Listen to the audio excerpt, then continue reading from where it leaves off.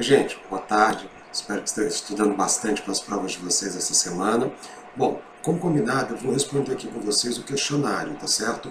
Então eu vou fazer o seguinte procedimento. Eu vou ler a pergunta e logo em seguida eu já explico e aí vocês vão acompanhando.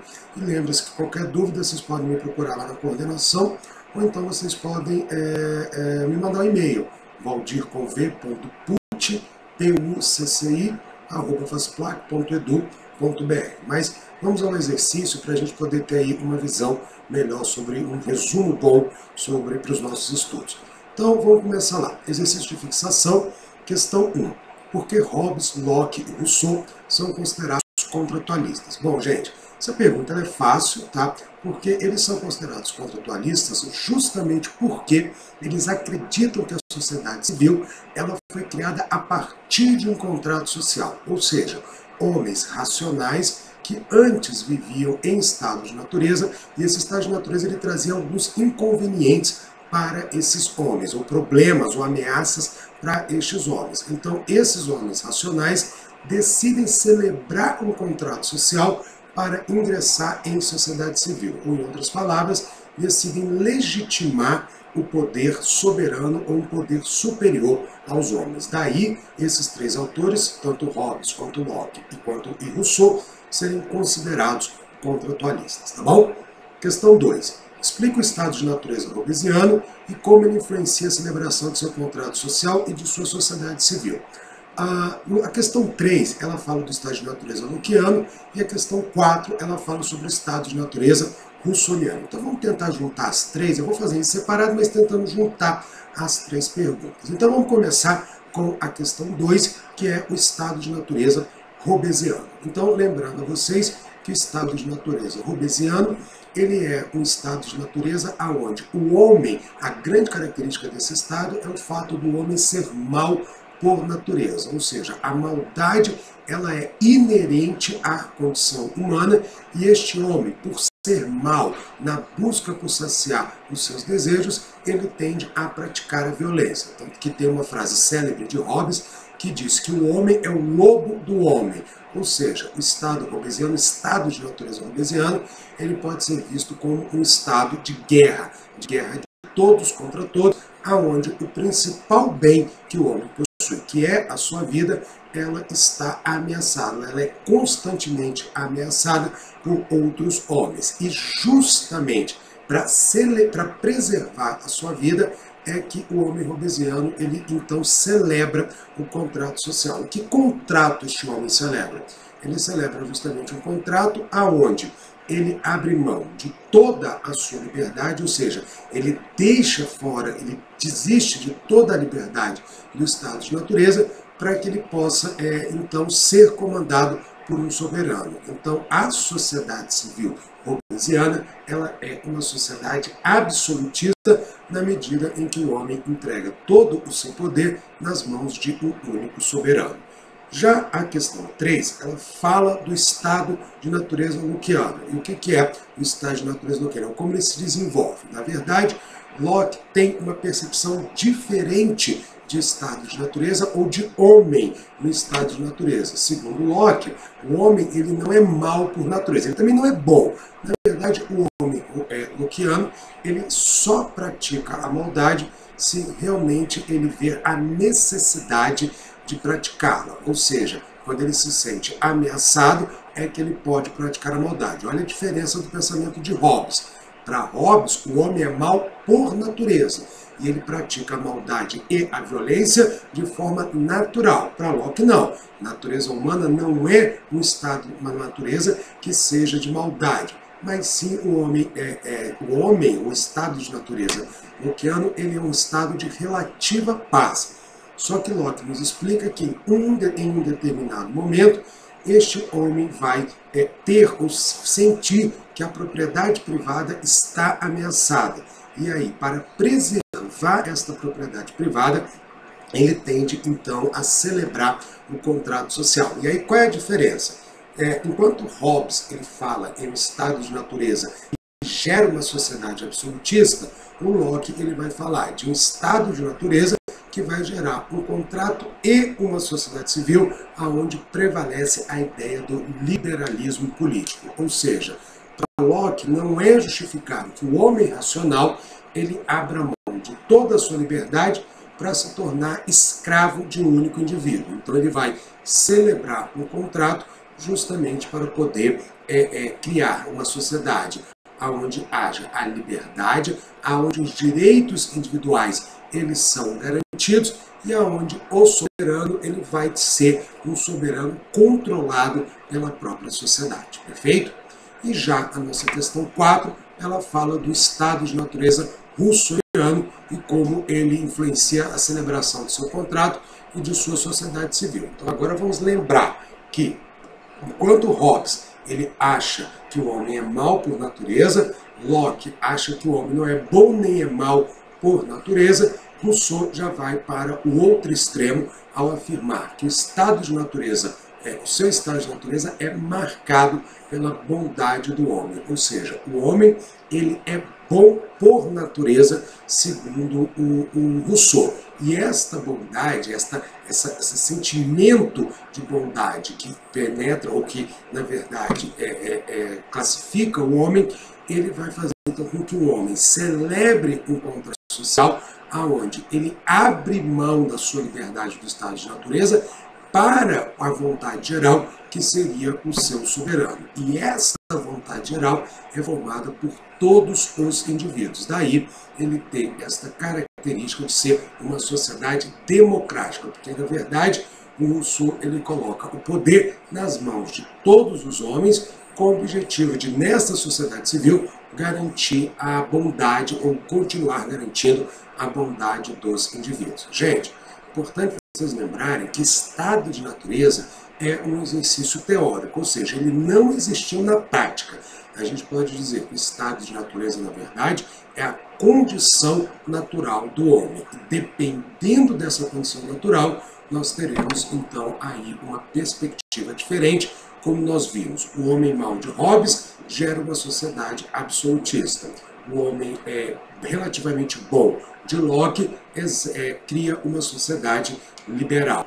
E o homem bom de Rousseau gera uma sociedade democrática. A união dessas três gera ou formaram esse Estado e essa sociedade que nós conhecemos. Perfeito?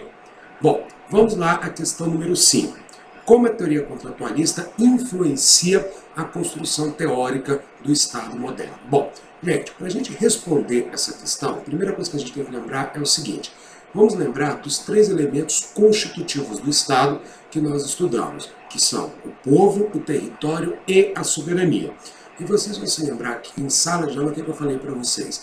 Que desses 3, talvez o mais importante seja justamente a soberania. A soberania é a grande característica do Estado moderno. Então, o que eu quero dizer com isso? Como é que isso, então, vai se relacionar com os contratualistas? Lembra das questões anteriores que nós respondemos? A relação é muito simples. Ela vai se relacionar na medida em que os contratualistas eles explicam, por meio da sua teoria, como nós legitimamos o poder soberano e até mesmo como nós criamos este poder soberano. Ou seja, o poder soberano ele nasce a partir do contrato. Ou seja, ele nasce a partir do momento em que os homens passam a reconhecer a necessidade e a legitimar a necessidade e a existência de um poder superior a eles. Então, a relação entre a teoria contratualista e a construção teórica do Estado moderno vai passar justamente pela ideia da soberania, o seu reconhecimento e a sua legitimidade. Perfeito? A questão 6. Cite e explique os elementos constitutivos do Estado moderno. Nós vimos existe, segundo a doutrina, pelo menos 3 elementos que são obrigatórios, que são o povo, o território e a soberania. Começando pelo território, que é o mais simples. O território é a base física, é a base territorial aonde ocorre, onde a soberania ela é exercida. Povo seria o conjunto de cidadãos de um determinado estado ou de uma determinada soberania. Lembrando a vocês que povo é diferente de população. População são todos todos, independente de nacionalidade, que ocupam um determinado território em um determinado período. Agora, povo não. Povo seria justamente aqueles que possuem a cidadania e exercem o poder soberano dentro de um determinado território. Tá? Então não confundam povo com população. E por último, nós temos a soberania, que, por definição já estudada por nós, é o poder máximo de um determinado Estado. Agora lembrem-se vocês que o poder soberano, ele é uno, ele é indivisível e, como eu disse, ele também é máximo. Só existe um poder soberano por Estado. Não pode existir mais de um poder soberano, porque duas soberanias significam dois Estados, tá certo? Questão 7. Explica as características da soberania. Foi o que eu acabei de falar para vocês. Quais são as 3 características da soberania? Ela é una, ela é indivisível e ela é máxima. Ela é una, uma única soberania, ela é indivisível, não se divide o poder soberano. Aí lembrem-se que tripartição de poderes não é separar o poder soberano. Tripartição de poderes é separação das funções administrativas do governo e não separação de poder. O poder é uno, indivisível e, claro, ele é máximo, tá certo? Questão 8. Diferencia Estado federado, confederado e unitário. Esse aí, lembrando a vocês que esta classificação dos estados, ela leva em consideração justamente a centralização ou descentralização político-administrativa. Ou seja, se as decisões políticas serão tomadas em apenas um local ou se há vários centros de tomadas de decisões. Então vamos lá. Estado unitário é aquele onde há apenas um centro de poder, ou seja, as decisões políticas elas são irradiadas deste único centro de poder, por isso chamado de Estado unitário. Já a confederação e a federação, elas já têm uma concepção diferente, porque ao invés de ser um único centro de poder político-administrativo, nós temos uma descentralização político-administrativa. E o que vai diferenciar a federação da confederação? Ora, a diferença será simplesmente o fato de que a confederação ela é a união de estados que mantêm a sua soberania em torno de um objetivo comum. Por exemplo, a Confederação Americana, criada logo após a independência dos Estados Unidos.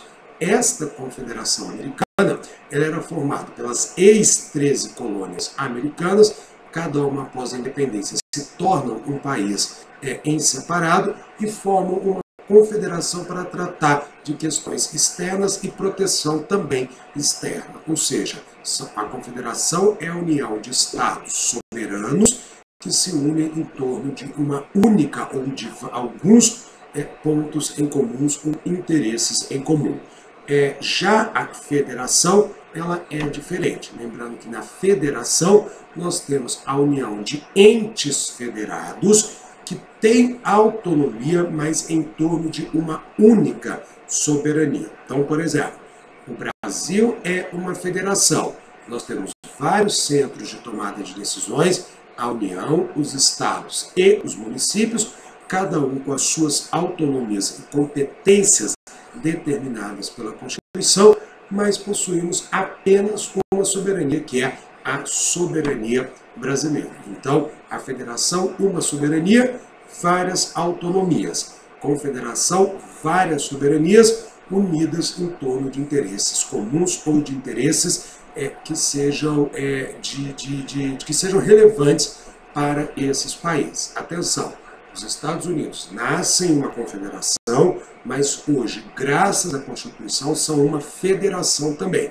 Então, Brasil, Estados Unidos, Argentina são exemplos de estados federados. Ah, professor, e exemplo de estados confederados? Hoje nós temos como confederação, por exemplo, a Suíça, que é chamada, pelo menos no nome, de Confederação Helvética.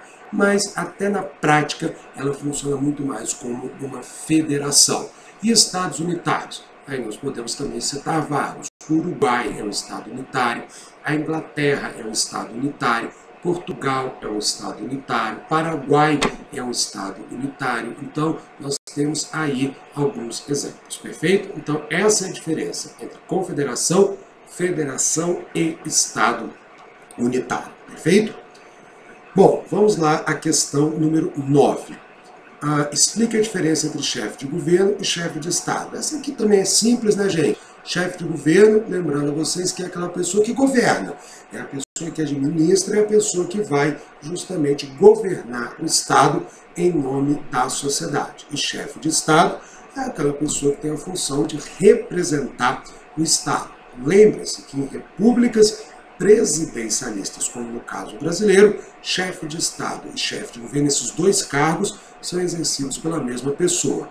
Enquanto em estados parlamentaristas ou em governos parlamentaristas, há uma diferença, onde um indivíduo exerce a função de chefe de Estado e outro indivíduo exerce a função de chefe de governo. Perfeito? Questão 10. Por que a doutrina diz que o sistema presidencialista é mais estável politicamente, porém difícil de solucionar crises institucionais? Lembre-se que quando estudamos o sistema presidencialista, nós falamos que a retirada de um presidente ela ocorre só em casos excepcionais. Que casos excepcionais são esses? Quando ocorre justamente um crime de responsabilidade, que é um crime mais de aspecto político.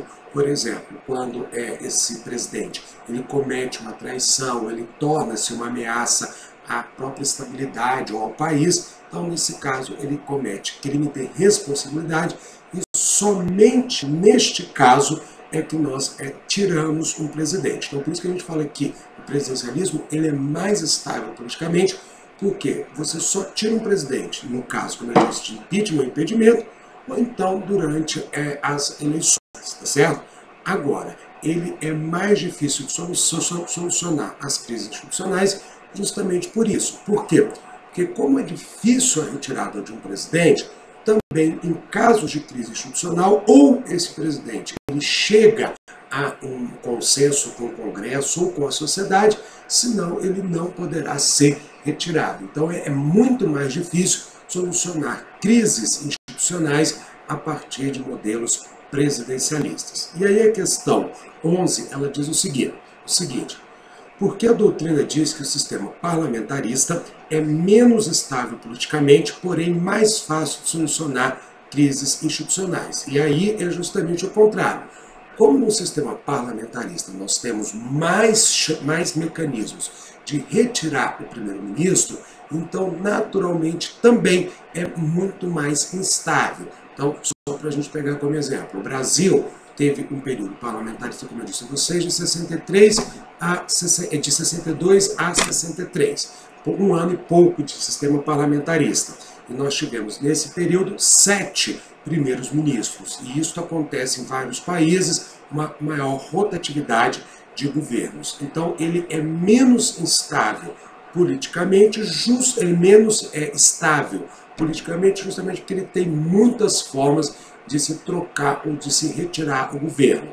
Mas justamente também por ter mais formas de retirar o primeiro-ministro, então em casos de crise institucional, nós podemos resolver mais facilmente essa crise, ou se for o caso, com a retirada do governo e a sua substituição por outro governante. Perfeito? Questão 12. Como é escolhido o chefe de governo no sistema parlamentarista? Gente, isso aqui também é muito simples. Quem é o chefe de governo? Lembrando que chefe de Estado ele apenas representa. Então, no sistema parlamentarista, ele pode ser um presidente, como na Itália, ou o modelo clássico, que é o modelo inglês, onde a rainha é a chefe de Estado, é a pessoa que reina, mas não governa. Quem governa em sistemas parlamentaristas é o primeiro-ministro. E, neste caso, como que o primeiro-ministro é escolhido? Ora, o primeiro-ministro ele é o líder do partido ou da coalizão que possui maioria dentro do parlamento. Então, vamos supor um parlamento que tenha 100 cadeiras e aí eu tenha a metade deles, 51 cadeiras, o partido ou o grupo de partidos que dominar esta maioria, que obtiver esta maioria, o líder dele é escolhido como primeiro-ministro. Como é que a população participa disso? escolhendo o parlamento. Então a sociedade escolhe o parlamento e o líder da maioria desse parlamento vai se tornar primeiro-ministro deste governo. Perfeito? E a questão 13 diz: explica o voto de desconfiança, a negativa a um voto de confiança e a dissolução do parlamento. Como esses atos influenciam na permanência de um chefe de governo no parlamentarismo.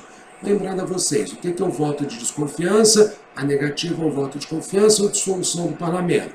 Podem ser mecanismos para retirar ou forçar a retirada do primeiro-ministro. O que é um voto de desconfiança? Como o próprio nome diz, ele ocorre quando o parlamento faz uma moção de repúdio, ao primeiro-ministro. Ou seja, ele diz que não confia mais, ele desconfia, passa a desconfiar da governabilidade, das intenções deste governo. Então ele perde o primeiro-ministro o apoio da maioria do parlamento por meio deste voto de desconfiança. O que é o voto de confiança? É uma negativa ao voto de confiança. Aí já é a mesma situação, só que em caso contrário, ou seja, ao invés de você ter aí um primeiro-ministro tendo ou recebendo um voto de desconfiança, ele pode solicitar em momentos de crise um voto de confiança ao parlamento. Ele vai dizer ao parlamento: olha, deixa eu resolver a situação aqui. Caso o parlamento entenda que sim, dá a ele o voto de confiança. Agora, se negar a ele o voto de confiança, isso vai ter a mesma força, o mesmo efeito de um voto de desconfiança. Ou seja, nos dois casos, tanto o voto de desconfiança quanto a negativa a um voto de confiança vão significar que o primeiro-ministro já perdeu o apoio dentro do parlamento. E essa situação pode levar o primeiro-ministro a renunciar ao seu mandato. Por isso que ele pode sair mais facilmente. Lembrando que ele também pode deixar de ser primeiro-ministro se ele deixar de ser o líder da maioria. Agora, suponhamos que essa crise institucional ela não se resolva. Então, qual é uma terceira opção que o sistema parlamentarista possui? É a possibilidade da dissolução do parlamento. O que significa dissolver o parlamento? Significa justamente convocar novas eleições. Isso é dissolver parlamento. Então, eu, primeiro-ministro, estou em briga com o Congresso, estou em briga com o parlamento do meu país. Então, eu posso devolver essa questão à sociedade, para que a sociedade ela diga quem está certo ou quem está errado. Então, aí vem esta negativa a um voto, essa dissolução do parlamento, que é convocar novas eleições para que a sociedade, então, dê a palavra final, caso exista aí uma crise institucional. Perfeito? Gente, essas foram as 13 primeiras perguntas. Lembrando a vocês que essas 13 perguntas, essas 13 primeiras, elas estão apenas para o turno noturno. O matutino e o noturno são iguais, mas aqui, a partir de agora no vídeo, encerra a parte do noturno. O pessoal do matutino tem mais questões, porque eles viram mais conteúdo. A gente teve uma aula a mais, que foi sobre a tripartição de poderes. Então, o pessoal do noturno, que foi até aqui, até a questão 13, ok. Se quiserem continuar a assistir, também ok. Mas, a partir de agora, são questões que foram feitas apenas pelo pessoal do matutino, tá certo? Então, questão 14. Explique quais as funções típicas do poder executivo. Gente, o poder executivo é aquele que executa, sendo que a função típica do poder executivo é justamente aquela de executar a lei, de governar, de administrar o Estado. Lembrando que ele também tem uma função atípica, que seria a função legislativa. Em casos excepcionais, o poder executivo também pode legislar. Lembre-se, põe entre parênteses, medida provisória, tá certo? No caso de Montesquieu, ele falava nos decretos, leis como os decretos do poder executivo, tá? Questão 15. Explique quais as funções ou funções típicas ou típicas do poder legislativo. Então, lembrando a vocês que o poder legislativo, como ele mesmo diz, como o próprio nome diz, ele é o poder de fazer as leis. Fazer as leis é a função típica do legislativo. Mas, além de fazer leis, ele também tem como função típica a de fiscalizar as ações do poder executivo. Então, o legislativo ele tem duas funções típicas. A de legislar, fazer as leis, e a de fiscalizar as ações do Poder Executivo.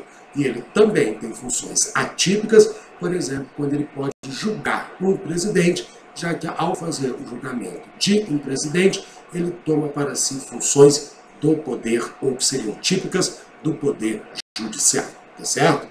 Bom, questão 16. Diferencia a mudança de visão de Montesquieu com os dias atuais em relação ao Poder Judiciário. Bom, gente, vamos lembrar o seguinte.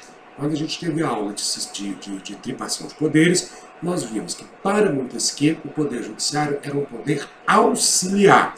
Ou seja, ele aplicava, ele julgava as pessoas, os cidadãos, conforme as leis criadas, a partir da relação do Executivo e do Legislativo. Ou seja, era um poder que não teria a mesma relevância dos demais poderes. Importante, mas em grau de tamanho não seria igual ao Executivo e ao Legislativo. Mas o que acontece? Com o passar dos séculos, e principalmente com a criação da Constituição moderna pelos Estados Unidos, o Poder Judiciário ele passa a ganhar uma grande preponderância, um grande poder diante desta tripartição. Que poder é este? O poder de controlar, de fiscalizar, de analisar a Constituição. Ou seja, o Judiciário ele passa a ser o grande guardião da lei máxima de um país. Então ele vai mudando a partir de Montesquieu, que era um poder auxiliar, e vai ganhando aí vamos dizer, uma grande importância dentro dos sistemas políticos. Haja visto hoje, por exemplo, o nosso Supremo aqui no Brasil, a forma como este Supremo ele está no jogo político, ele está realizando o jogo político. Então a gente faz essa diferenciação entre eles, perfeito? Questão 17. O que é um sistema bicameral e um unicameral? Lembrando a vocês que o sistema bicameral, isso está ligado ao sistema legislativo, é um sistema que possui duas casas legislativas, o Poder Legislativo com duas casas. Por exemplo, o Brasil. Nós temos o Congresso Nacional, que é a união de quê? Do Senado Federal e da Câmara dos Deputados. Cada casa legislativa com as suas funções próprias, com as suas realizações próprias. Então, por isso que nós falamos que no Brasil, em nível federal, nós temos um sistema bicameral. E o sistema unicameral é, por exemplo, igual ao modelo francês, onde a gente tem apenas uma casa legislativa. A Assembleia francesa é uma única casa legislativa. Perfeito? E, finalmente, a questão 18. Explica a expressão. Os poderes são harmônicos e independentes entre si, e a expressão de freios e contrapesos entre os poderes. Na verdade, essas duas expressões elas se complementam. Começando com a primeira, os poderes são independentes e harmônicos, ou harmônicos e independentes. Gente, o que a gente quer dizer com isso? Os poderes são harmônicos, ou seja, eles devem trabalhar em conjunto para atender aos interesses da sociedade.